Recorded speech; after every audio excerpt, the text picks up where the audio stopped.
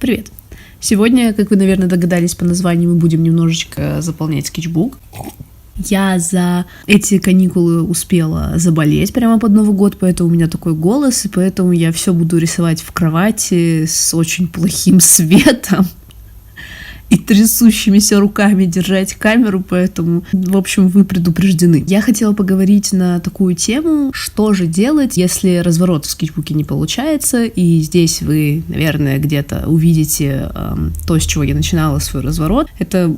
Я не помню, почему-то я пропустила этот разворот, то ли я какие-то эскизы на нем рисовала, потом стерла, то ли еще что. Ну, в общем, так получилось, что у меня почему-то между двумя страницами, между двумя разворотами, вернее, затесался вот этот пустой разворот, и я пыталась сделать из него что-то красивое, и нарисовала сначала вот этот всратый автопортрет, на котором написано, кажется, я уже не помню, сейчас посмотрю. Да я не так уж и плохо рисую, сказала она, потом нарисовала вот это, но он, правда, получился не очень. И что же делать в такой ситуации, когда у вас получается картинка не очень? Pretend. Для начала стоит, наверное, вообще разобраться, почему нам наш разворот не нравится. Тут, я думаю, есть два варианта. Вариант номер раз – это, конечно, качество самой картинки. То есть, если мы просто фигово нарисовали картинку, логично, что она нам не очень нравится.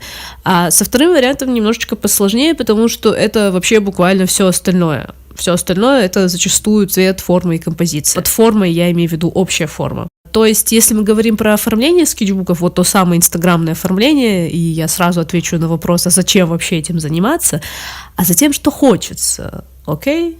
Если говорить про вот такое оформление, то все эти аспекты имеют большое значение. Мы можем нарисовать вообще бесконечно красивую летающую голову в 3/4, но если она в лист не вкомпонована, смотреться разворот в целом все равно будет плохо. На мой взгляд, самые частые ошибки, которые я за собой замечаю, это пустоты. Но вообще я хочу сказать, я не думаю, что любая пустота, в народе также известная как негативное пространство, это всегда плохо. На самом деле пустота — это такой же композиционный инструмент, как и, собственно, отсутствие пустоты. Достаточно, скажем, на какие-нибудь японские гравюры посмотреть, чтобы в этом убедиться. Однако, эта пустота не должна находиться в случайных местах, она должна быть намеренной и отвечать какой-либо задаче. То есть, если вы, как и я, часто оставляете пустоты просто потому, что вы рандомно где-то нарисовали картинку в листе, тяготея, возможно, к условному центру, а возможно и не тяготея, то есть вообще где-нибудь с краю, то зачастую это выглядит все-таки как ошибка, которую, наверное, стоит исправить. Как вообще ее исправить? Ну, самый легкий вариант, наверное, это не совершать ее и продумывать композицию заранее. Скажем, если мы рисуем портрет, то стоит либо доводить его до края листа, либо задавать определенную рамку. То есть банальный смысл в том, чтобы изображение просто не оканчивалось как-то рандомно, рваной какой-то кривой линией. Например, на этих двух разворотах видно, как мне кажется, где картинки были нарисованы довольно случайно, а где за этим стояла какая-то идея. На мой взгляд, второй разворот все-таки выглядит более органично. Вот еще парочка примеров. Я, если что, показываю свои картинки не как просто какой-то эталон эталонов, просто мне так проще найти то, о чем я конкретно говорю. Но если вы, как и я,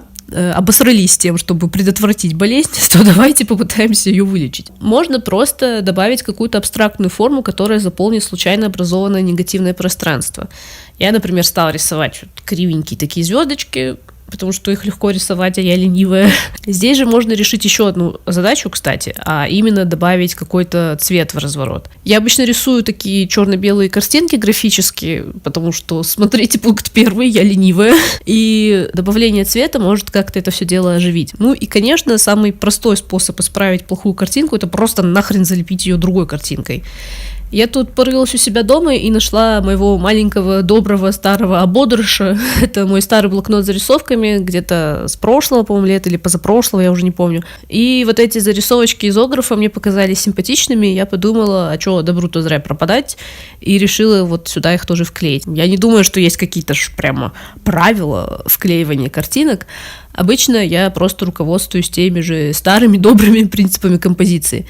Тут я решила разрезать одну из двух картинок на 2 части, чтобы они лучше смотрелись в листе. Одну из половинок я еще и закрасила фиолетовым маркером тоже, чтобы поддержать присутствие фиолетового цвета внизу листа. На второй странице я вообще-то хотела нарисовать что-то грандиозное, но мой температурный мозг был способен выдать только летающую автопортретную голову, поэтому я ее нарисовала. Я не стала кофту полностью черным закрашивать, а оставила вот эти белые звездочки. Во-первых, хотела как-то связать картинку со всем остальным разворотом, во-вторых, потому что плотный черный тон тут выглядел бы бы инородный. Здесь я уже, кстати, обратите внимание, не стала заканчивать картинку в рандомном месте, а заключила ее в некоторые обозначенные границы. Внизу у меня снова образовалась пустота, естественно, и я нарисовала в ней Кейтлин из Аркейна. На мой взгляд, несмотря на то, что эти рисунки, мягко говоря, не очень скилловые, они все равно заметно выигрышнее смотрятся, чем заклеенный рисунок на левой странице, потому что в них все-таки присутствует некоторая логика. И это вообще очень важный момент, на мой взгляд, потому что важно помнить, что даже хреновый рисунок может вытянуть композиции и подача.